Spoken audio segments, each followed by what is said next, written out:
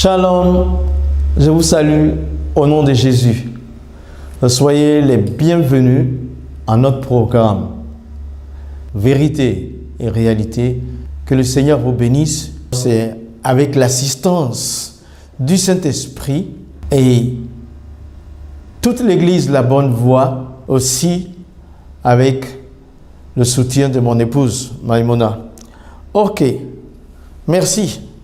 Aujourd'hui, Vérité et réalité, le sous-thème sera « Tu peux tout avoir ». Tu peux tout avoir. En tant que disciple de Jésus, tu peux tout avoir. Parce que regarde, Dieu est ton Père. Et il a envoyé son Fils Jésus qui nous a réconciliés à lui. Et tu es disciple de Jésus. Tu marches comme le Seigneur dit de marcher. Tu écrases le péché. Tu n'as rien à voir avec la compromission. Tu marches droit. Tu fais ce que Jésus te dit de faire. Même quand ça ne te plaît pas, tu fais. Mais alors, tu peux avoir tout ce que tu désires. Tu peux avoir tout ce que tu veux. Tu peux avoir. Et nous avons un texte à lire. Matthieu 22, à partir du verset 15. C'est un des textes les plus populaires. Matthieu 22, verset 15. Alors les pharisiens allèrent se consulter sur les moyens de surprendre Jésus par ses propres paroles. Ils envoyèrent auprès de lui leurs disciples avec les Hérodiens qui dirent « Maître, nous savons que tu es vrai et que tu enseignes la voie de Dieu selon la vérité, sans inquiétude de personne, car tu ne regardes pas à l'apparence des hommes. Dis-nous donc, ce qu'il t'en semble, est-il permis ou non de payer le tribut à César? Jésus, connaissant leur méchanceté, répondit, « Pourquoi me tentez-vous, hypocrite? Montrez-moi la monnaie avec laquelle on paie le tribut. » Et ils lui présentèrent un denier. Il leur demanda, « De qui sont cette effigie et cette inscription? » « De César, lui répondirent-ils. Alors, il leur dit, « Rendez donc à César ce qui est à César, et à Dieu ce qui est à Dieu. » Étonnés de ce qu'ils entendaient, ils le quittèrent et s'en allèrent. Voici cette parole qui est l'une des plus populaires de la Bible. Cette réponse que Jésus a eue, qui est sans précédent. Bon, il faut dire que dans ce temps-là, c'était le règne de Rome sur toute la Palestine. Et c'était César qui régnait. Bon, nous avons ici des choses qui ressemblent à ce qui se passe maintenant. Les pharisiens, ils sont foncièrement religieux.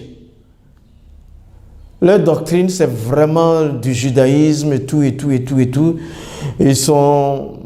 La secte a été créée, je crois, parce que les Juifs tendaient à devenir ce que les Grecs faisaient.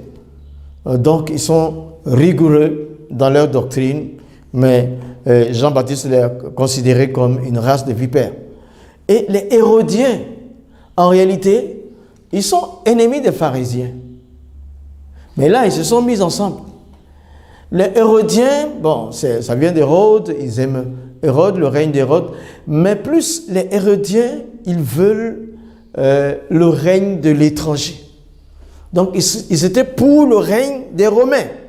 Tu vois? C'est donc l'empereur César. César, ça veut dire séparé, chef. César, c'était un empereur, donc un politique. Et les Hérodiens, c'est un parti qui veut le règne de l'étranger.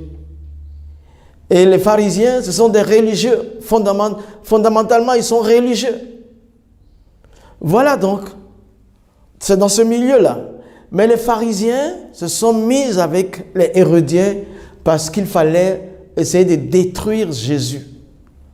Ils pouvaient le faire que si Jésus, le populaire, était séparé de la foule. S'il n'avait plus la caution de la foule, ce serait facile de les livrer aux Romains. Donc pour ça, ils se sont liés ensemble. Aujourd'hui aussi, de nos jours, il y a la politique, il y a des partis politiques, il y a la religion, il y a un président comme un empereur. Tu vois, c'est un peu comme ça, nous vivons. Et puis il y a le corps de Christ, les disciples réels de Jésus qui sont là. Nous sommes à cette époque. Et le disciple, dans ça, il peut quand même avoir tout ce qu'il veut. Bon, César, ça veut dire séparé. César était un tyran. Un tyran. Depuis plusieurs siècles, l'Église avait un problème. Quelle était la limite de la politique? Quel était le début de l'autorité de Dieu? Quelle était la limite de l'autorité politique? Et quelle était la limite, le commencement de l'autorité de Dieu? Depuis longtemps, c'était un problème dans l'Église. Alors aujourd'hui, voici le décor est planté. Jésus a tout réglé. Donc ils sont venus vers lui. Ils ont posé la question. Voilà comment ils l'ont qualifié. D'abord, ils ont dit que ils l'ont appelé maître. Tu vois? Il est maître. Il dit, ils sont adressés à lui comme maître. Il dit, deuxièmement, tu es vrai. Jésus est vrai, il est la vérité, il est la réalité. Même ceux qui veulent l'attaquer savent qu'il est vrai. Et que tu enseignes, c'est un enseignant profond. On sait que Jésus est un enseignant sans pareil. Tu enseignes la voie de Dieu selon la vérité, bien sûr. On sait que Jésus enseigne selon la vérité, la voie de Dieu. Sans t'inquiéter de personne, il ne fait pas cas de celui-ci ou celui-là. Jésus enseigne la voie de Dieu à qui veut l'entendre, à qui ne veut pas l'entendre, sans faire attention au titre ou n'importe quoi. Et puis il dit, tu ne regardes pas l'apparence des hommes. Voilà, c'est le type d'enseignant qu'il nous faut. Que ce soit devant un roi, que ce soit devant une personne simple, annonce la parole de Dieu. Jésus est le disciple du Père. Et toi, tu es le disciple de Jésus. Annonce la parole de Dieu. Que l'on sache que tu annonces les voies de Dieu. Ça va t'amener à recevoir tout ce que tu dois avoir. Et maintenant, on lui pose la question pertinente. Pour le séparer. Alors, Jésus a dit, mais hypocrite. Pour le séparer, doit-on payer l'impôt à César? Doit-on payer? Il dit, dis-nous donc, ce qui t'ensemble. Est-il permis ou non de payer le tribut à César? Voilà. C'est un piège. S'il dit il faut payer à César, et donc le public, la foule d'engagés religieux israéliens, juifs, allait le rejeter. Mais s'il dit ne paye pas le tribut à César, alors il se faisait prendre par les autorités romaines. Donc, il a été très sage. Et le troisième élément qui est introduit ici, c'est l'argent. Il dit, montrez-moi la pièce avec laquelle on paie le tribut. On paie le tribut. L'argent est introduit. Là où il y a le règne d'un roi ou d'un président, il y a aussi la religion. Et il y a aussi l'argent. C'est ce qui se passe maintenant. Il dit, montrez-moi la monnaie. On lui montre la pièce. Et il donne la réponse à laquelle il ne s'entendait pas. Il ne s'attendait pas. Il dit, rendez à César. Il ne voulait pas non plus donner la domination entière à César. Il lui donne l'autorité humaine. Rendez à César ce qui est à lui. Et rendez à Dieu ce qui est à Dieu. Il arrive à faire la part des choses. Voici, dans cette position-là, le chrétien est citoyen sous l'autorité d'un humain, d'un président, d'un roi. En même temps, il est citoyen du royaume des cieux. Donc, s'il veut obtenir tout ce qu'il désire, il doit donner à Dieu, il doit rendre à Dieu le culte qu'il faut et il doit se soumettre à l'autorité qu'elle a. Après, tout est facile. Tout appartient à Dieu. Tout est facile. Tout est facile. C'est conforme à ce que Paul a dit dans Romains 13, verset 7. Il dit, rendez à tous ce qui leur est dû. L'impôt à qui vous devez l'impôt, le tribut à qui vous devez le tribut, la crainte à qui vous devez la crainte, l'honneur à qui vous devez l'honneur. Voilà comment le chrétien doit fonctionner pour tout avoir. Regarde, je prends dans cette affaire-là, d'abord, César lui-même. César était empereur. Il pouvait tout avoir. Il pouvait tout avoir. Il pouvait avoir tous les biens terrestres et avoir le paradis céleste. Il pouvait tout avoir. Mais César a pensé qu'il avait déjà tout. Et il a exempté Dieu. Croyait qu'il avait déjà tout avec l'autorité que le trône de Dieu lui avait accordé. Il a exempté tout. Mais César, tu pouvais tout avoir. Tu pouvais avoir l'autorité terrestre et tu pouvais avoir le paradis. Mais César est mort, comme tout le monde. Et les présidents des nations, attention à vous, ne vous y trompez pas. Vous êtes bien placés pour avoir les trésors terrestres et les célestes, le royaume de Dieu. À condition que vous faites ce que votre règne vous permet, votre règne, votre poste vous permet de faire, et vous mettez le trône de Dieu au-dessus de votre règne. Alors le paradis vous sera ouvert, la porte du paradis vous sera ouverte, et alors vous serez comblés. Mais regarde l'introduction de la pièce de monnaie qu'on prend pour payer le tribut à César. L'argent fait que, aujourd'hui, les autorités terrestres restent dans du terrestre. Ils restent dans du terrestre. Et ils oublient que leur vie a une limite. Je viens d'apprendre la mort d'un ancien président français. Combien de présidents en 2020, anciens présidents, sont rentrés dans l'éternité? Non! Votre vie est limitée. Contentez-vous de ce que votre autorité vous donne. Vous êtes serviteur d'une nation.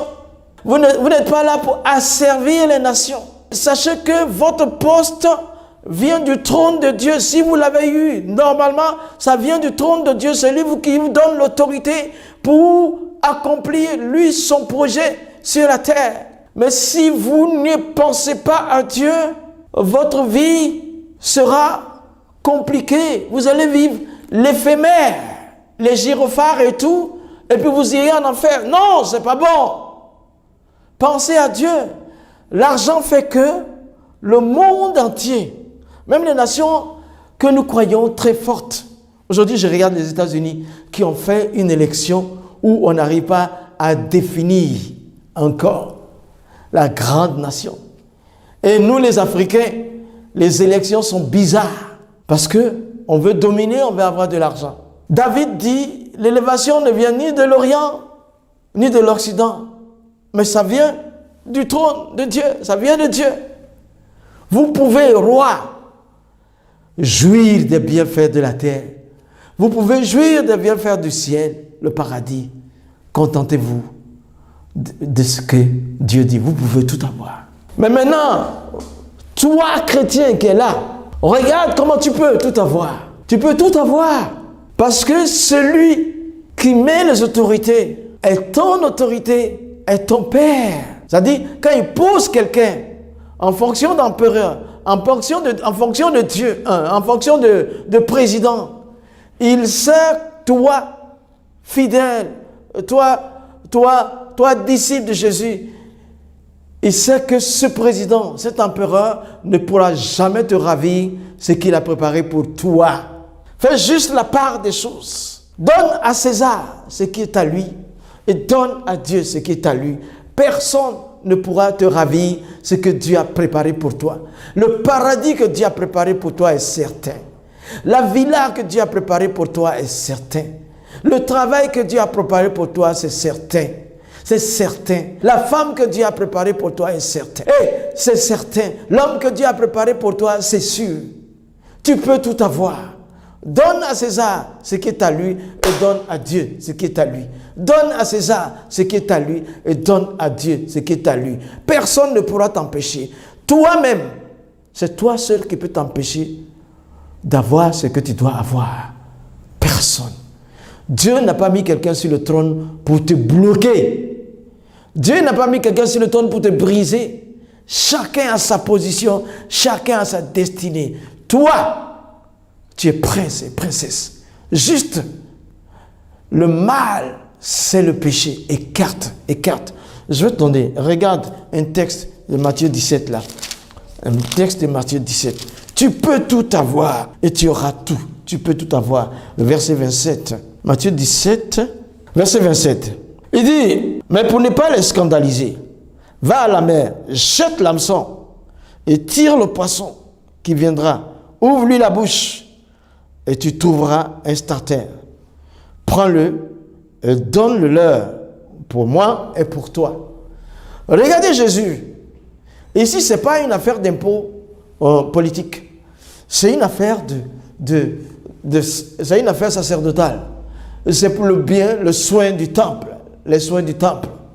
Il y a les gardiens du temple qui disent, votre maître ne paye-t-il pas les impôts? Jésus avait besoin d'argent pour payer les impôts. Pierre n'en avait pas. Le maître n'en avait pas en liquide. Mais ça ne veut pas dire qu'ils étaient pauvres. Jamais. Oh, c'est une bonne nouvelle. Ce n'est pas parce que tu n'as pas un compte bancaire fleuri que tu es pauvre. Tu peux tout avoir et tu auras tout.